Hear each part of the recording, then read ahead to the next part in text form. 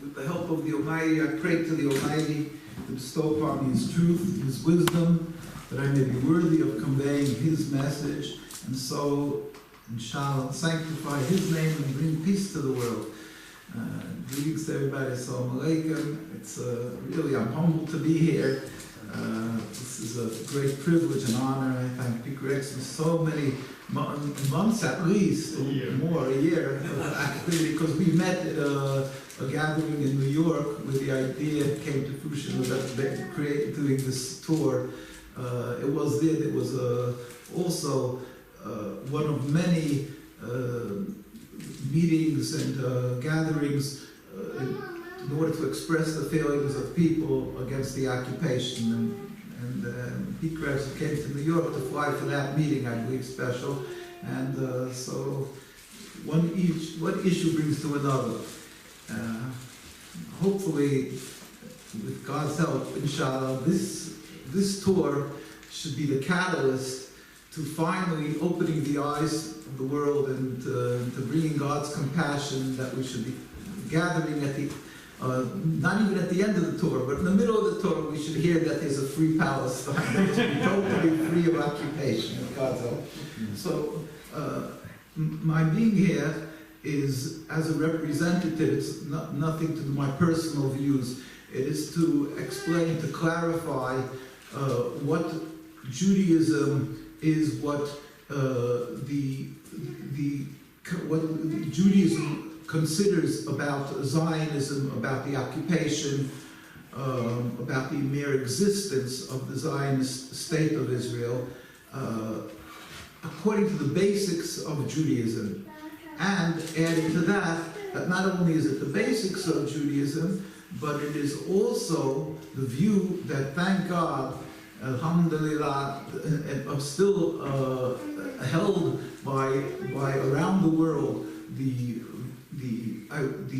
vast majority, the ones who are true to religion, to Judaism, invariably they will be standing true to this concept that to have an occupation, to create this Zionist state of Israel on the heads and shoulders of the Palestinian people is totally criminal and unacceptable according to the Jewish religion. That is what I'm here for. When this idea gets known to the people around the world, it accomplishes many things. One is to sanctify God's name, because God's name is being besmirched by people who are claiming to do something in the name of God, a criminal act. Secondly, logically, it would dissipate, it would take away the hate that has been formed, that creates naturally when people are doing a crime to other people. There's a hate that develops. Human beings are human beings. They can't constantly look at criminal activity and not develop a hate. And even when, in many cases, it would be not properly a hate, because, I mean, simply because many of the people that are looked at examples of this participation with the occupiers are not really people who participate. They're simply silent. They're afraid to speak up against it, and people associate them with the occupation of other people of their religion. So I acknowledge that Zionism is distinctly different from our religion of Judaism. That is very important to bring the hearts closer together. And thirdly, which is of course just as important and critical, is that we, with God's help, that as I started, with God's help, that the people, leaders around the world, should come to the realization that to support this occupation is just totally dead wrong. It's just not. It's against God. It's against humanity. It's against the whole reason that they run for office, that they want to accomplish good. And what they're doing by supporting this occupation is really, really a fallacy. It's just a simple, a criminal and wrong action to do. So with God's help, let me just explain, as we started, God should give me that I should be able to be concise, to the point, and clear. It's just, we hope, the idea is to shed light. Now it's turning 75 years of the existence of the State of Israel. Mind you, not of the occupation. The occupation is over 100 years already. But the existence that was ratified, unfortunately, by the United Nations is turning 75 years. In the Hebrew calendar, it is going to be, it is Hay Iyar. The month of Iyar, Hay is the 5th day of Iyar, which will be the day after tomorrow. The Israelis celebrate this day, and Jewish people around the world who are true to Judaism, we mourn this day. It's a fast day for us, we fast, we gather in the synagogues, we have special prayers, and so forth. So we're going to, with God's help, explain what this is. Judaism is to be subservient to God. It is a religion of around 3,000 years. Moses went up on Mount Sinai, took the Torah from God, in which the Jews declared they could make a covenant with God and to be subservient. That is what the Torah is. That is what it means to be Jewish. We are commanded and we accept to uphold this. It's already 3,000 years, and we have a long history. A lot of it is the last 2,000 years of trials and tribulations, of suffering, and that we proudly and we teach our children from when they're born to accept upon themselves to give their lives to even if they're tortured, God forbid, or whatever may happen, to remain subservient to God and not stray one iota from our religion. That is what Judaism is. Zionism is a movement, a political movement that started around 150 years ago, a little less, and it's a movement of a transformation into nationalism. It's a group of people who were estranged from God, hated the religion. They had a concept of nationalism, and they're transforming the Judaism. I mean, they want to transform, they can't transform it, but they want to transform Judaism from the subservience to God to a base material concept, the nationalism, to have a piece of the land, to have an army, Nobel Prize winners, Olympic team gold winners, and so forth. And that's what they're proud of, that's what they are. Oh yeah, they'll announce that they allow religion, and they want to declare themselves today. It's popular to be democratic, that they're a democracy. Of course, it's questionable, a democracy. If you just have to stop for 1 minute and start thinking of what a democracy means, and you see, it's impossible with the different levels of the citizenship of even the ones who are citizens of Palestinians. But they like to declare themselves a democracy. But even that concept of declaring a democracy, first of all, that is incongruous. It's just not what Judaism. Judaism is not just democracy. It means to serve God and accept the rule of God. And so the concept that you can do what you want and you can and so forth is also not acceptable. So it's full of contradictions. The concept of the State of Israel is full of contradictions. But they wanted to transform their nationalism, their Judaism into nationalism. This is what Zionism is. And so, but in order to be able to glean, to get support, because you need massive support to be able to create a state, so they masquerade in the religion of Judaism. They use the Star of David as a symbol. The name Israel, this is Jacob in the Torah. They'll use these trappings, these issues, in order to tell the world that they should support them, that they should naturally support them, because after all, a lot of the world, the Western world, is Christian. They believe in God. They believe in that there's a God who the world belongs to, and therefore they should support them, because according to the Christian teaching also, there's the concept that the Jews should be in the Holy Land. They have the Armageddon, so they have a concept that Jews should be there, and at the end of time, the land of Israel was given to the children of Israel. So they use all these narratives in order to be able to get support for their creation of a state. That's why, because in practicality, they should have made this national home, if you're looking to make a national home. So in the time of its development, it wasn't the time of computers, it was the time of building land and so forth. So they should have gone where they were thinking of Uganda, Patagonia, so many different areas they were thinking of developing their land. But they prevailed that they're going to pick Palestine as the land because they need this narrative. They need the support around the world of the non-Jews, which is massive, more than Jews, ironically. The evangelistic Christians is much larger in number. And they wanted the unaffiliated Jews, the Jews who don't tell their children every day that you should die for God, that you should die to remain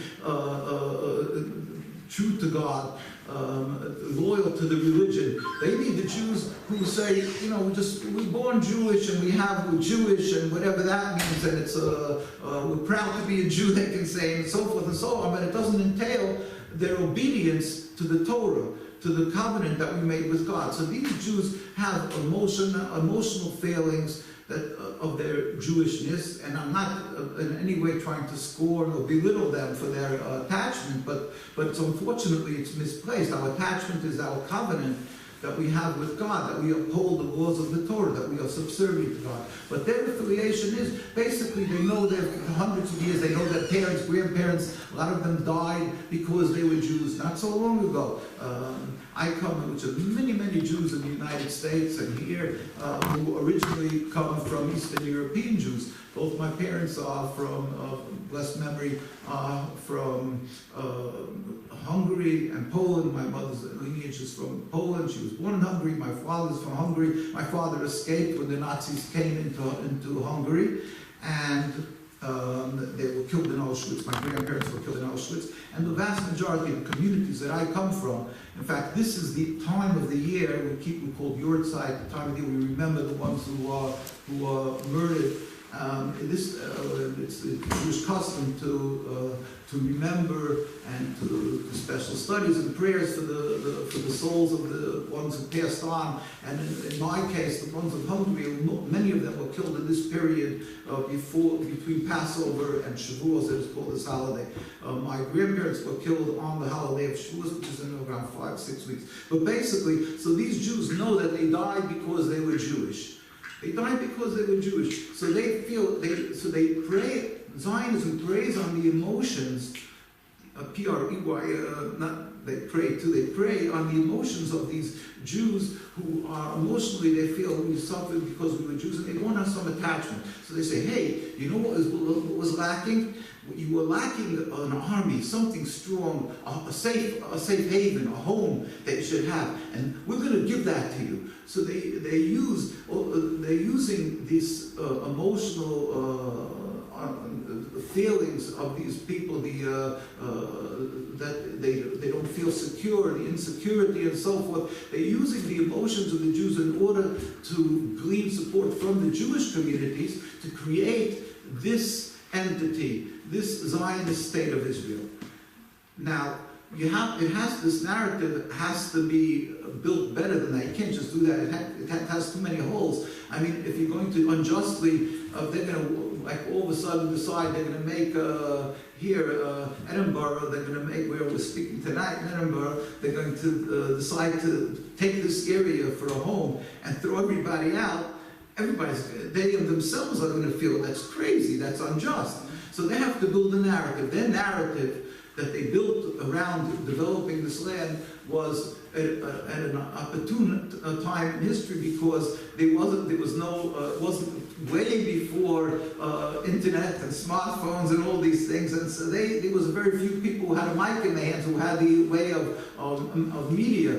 And so in those times they had a narrative that it is a land without a people, for a people without a land. They said, oh, we need a place to settle, and this is a place. Yeah, there's a few people running around. There's a community of people who are just criminals, villains. They hate Jews. They hate, and so they're just anti-Semitic. They hate Jews, although they started before World War II, but they started building this narrative, and especially after World War II, they were realizing really able to blow up this narrative and state that, like, oh, they equated and they forged together the Palestinians with the Nazis, that they're anti-Semitic. The reason that they object to have Jews there is because they hate the Jews.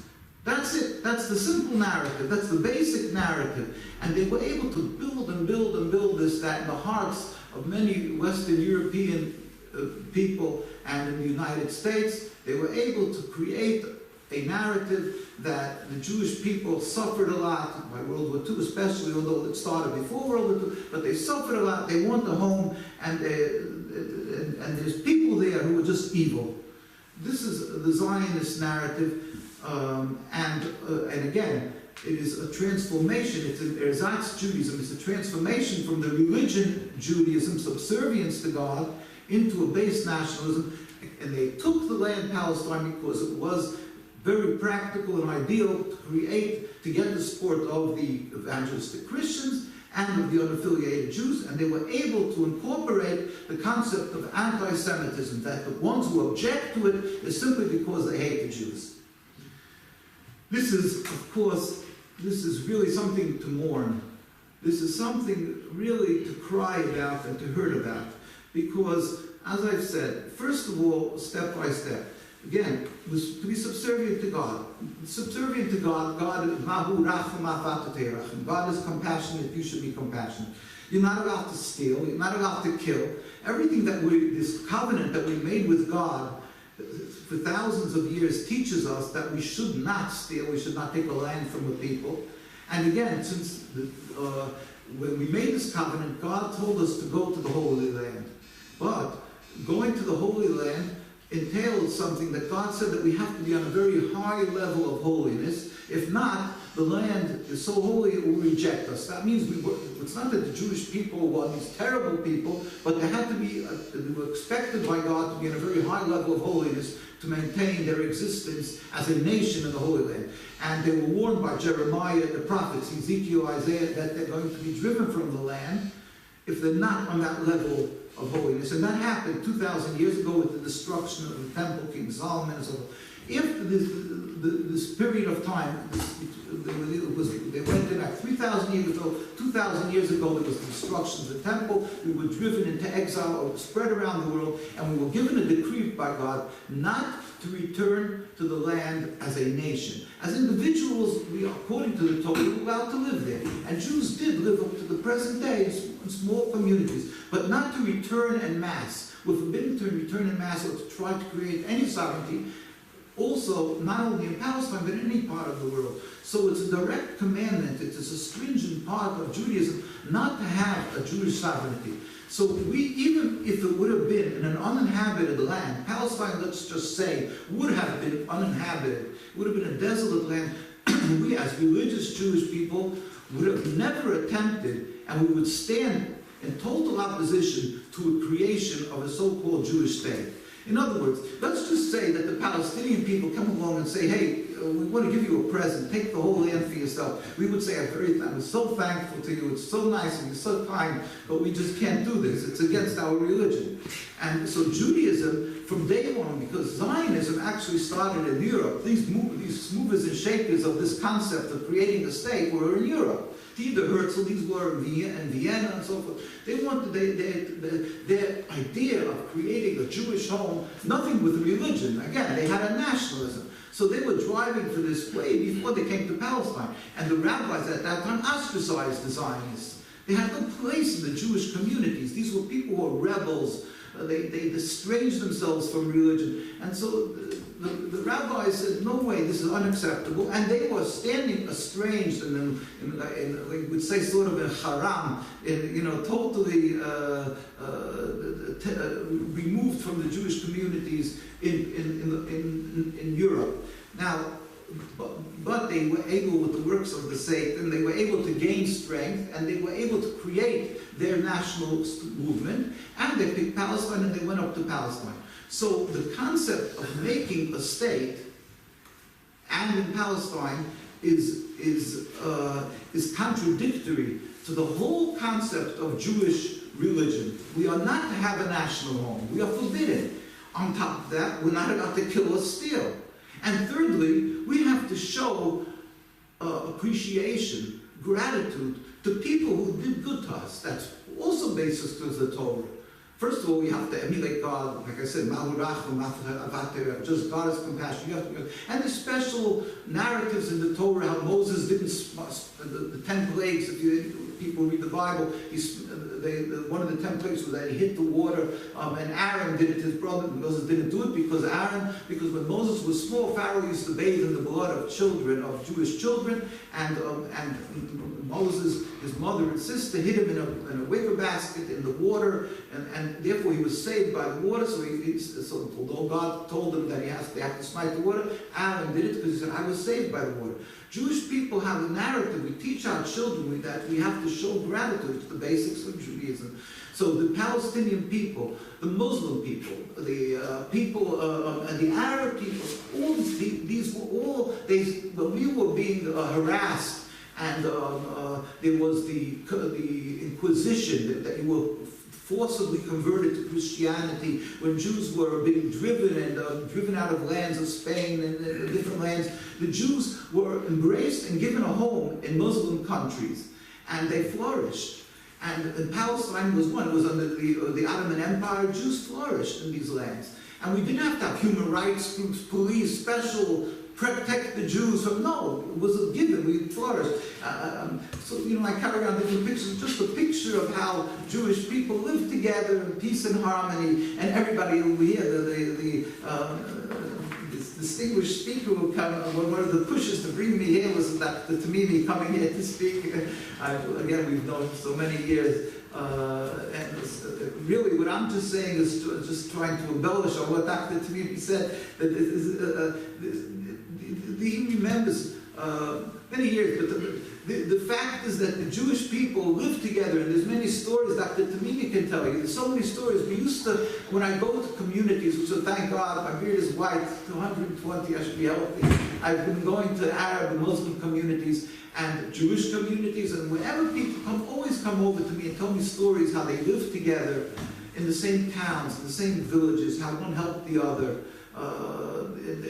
Just nice little stories, private narratives.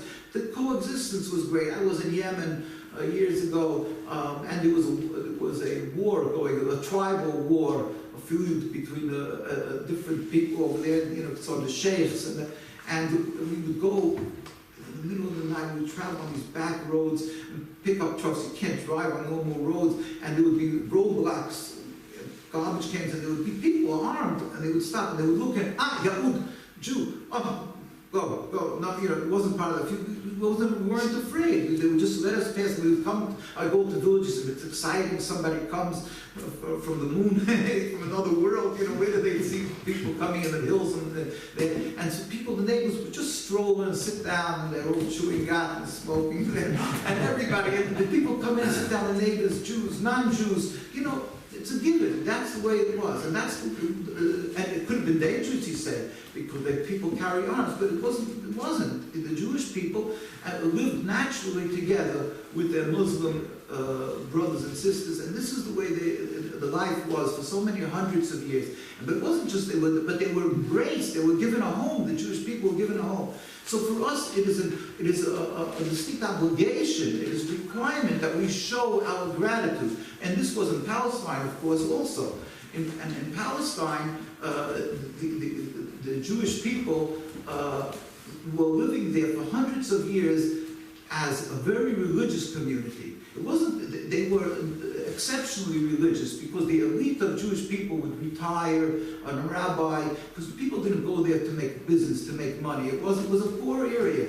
But Jewish people who retired, all the rabbis, they would have felt that they could pass on the leadership to others. So some of them would pick themselves up and go move to Palestine with maybe a few students. So it developed into the most elite Jewish community.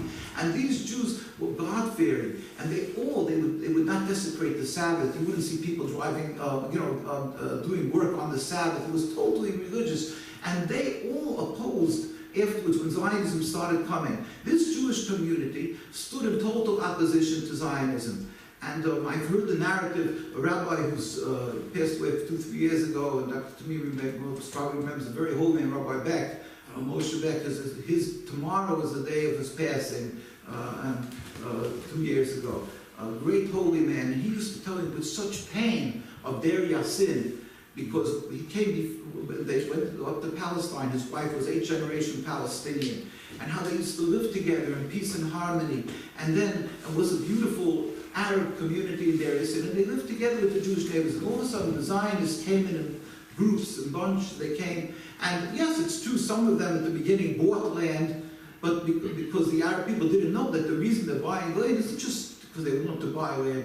It is an insidious plan. There's a plan because they want to take over the land. When people realize that, then they stopped selling. A lot of them stopped. And then they started doing what they did forcibly, and to put terror into the Arab communities that they should run away. So they have different ways and plans to be able to grab the land away. And then eventually, of course, we grabbed the land, whatever it was, all the different ways they did it. So all the facets of Zionism is contrary to the Torah. It's dead contrary to the Torah. It's totally opposite, totally contradictory to the Torah. We are not allowed to have this Zionist state of Israel. It's a rebellion against God of having a state. It's a rebellion of killing and stealing. And it's just so repulsive and repugnant of the fact to show gratitude to the people of Palestine and to do in that area, to label them that they are the villains and the Zionists are the victims, and to declare that this is a religious conflict between Muslims and Jews, and it's because they hate the Jews that developed. This is the reason why it's called Nakba. It is a catastrophe. It is a colossal catastrophe. It is something beyond words. We cry as Jewish people around the world, and we hurt, and we constantly pray. It's in our prayers. We talk about it in the very religious communities around the world. This is just to give you, to open your eyes to what the truth is. I look back at the beginning, when they developed this, I showed this picture of David Ben-Gurion reading a Declaration of Independence in 1948, when they in Independence Hall. And if the picture you can get, you can go to our site, you can go to other sites, you can just Google it. You see the people sitting at the top. You don't see one person covering their head. Imagine making a Christian state. Now you will have priests, popes, something, if you're calling it a Christian state, right? Or if you make a Muslim kind of state, so you would have imams, you have sheikhs, you have something. Here you have sitting there, I don't think you see one person even covering their head. It's a Jewish state, yes, a little respect for God, for something Jewish. We wear a yarmulke, Yorei Malka, it's to fear God. We cover our heads because it's required. You don't even see a person having the respect of God to cover their heads. And yet they use the Star of David, king of Israel, who wrote the Psalms. They use the name Israel, which is Jacob. Every Jew declares in the morning and night, as I said, Shema Yisrael, hear Jews, Hashem Elokeinu, God is our God, God is one. Hashem. This is the basics of Judaism. And here they have the audacity, the chutzpah, the hubris of creating a state that they give the name Israel, and they declare to the world that they should be supported because it's from God given to them. And they equate and they try to fuse together. It's the length from Abraham and Isaac. It's just beyond words. It's hard for me to even say that. And then at the same time, when they created the state, the chief rabbi of Palestine. Now they made a rabbin. Part of their trappings and the masquerading and they made a rabbinate and a chief rabbi who traipses around the world and declares what they're doing in the name of God. But at the same time, the very religious community, we have a rabbinate over there in Palestine. We had them, and they pleaded with them. And it was in the 1920s when they started going up to Al-Aqsa Mosque there to create havoc and so forth. The chief rabbi was Rabbi Sonnenfeld. Rabbi Sonnenfeld met with the king of Transjordan, and he wrote in the Arab newspapers articles saying, we do not want to touch the site. We have no yearning and no will to take over anything that's not ours. And then in 1947, there was a meeting of the delegation from the United Nations came and met with different factions, and met with the Jewish factions, and from the community, the religious community. The chief rabbi was Rabbi Dushinsky at the time. Rabbi Sonnenfeld passed away, Rabbi Nishinsky said, this was the United Nations records, we furthermore wish to express our definite opposition to a Jewish state in any part of Palestine. Finished. We don't want it. Since then, we've been demonstrating Jewish people, children you can see, no, it's never shown, around the world, old men, children, brutally beaten, assassinated. Our rabbis were assassinated constantly, and harassed, jailed.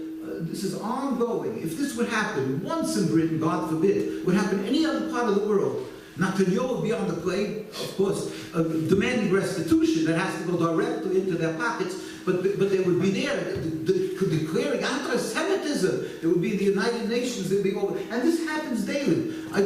Somebody took me out to the airport, and a colleague, a very distinguished rabbi, and he said to me, you know what's happening now in Palestine? It's before Hay year that they celebrate the state, the birth of the state of Israel. They put flags all over, and the children and the Jewish neighborhoods ripped them off. They refused to let them stand in the religious neighborhoods. So they went and they arrested in the middle of the Sabbath, mind you, because we're not allowed to go in cars on Sabbath, and they know that. So they went and they arrested 7 people, young men in the Jewish communities, and they traipsed them around in their cars in the Sabbath. This is just a daily occurrence. We demonstrate, they get brutally beaten, arrested.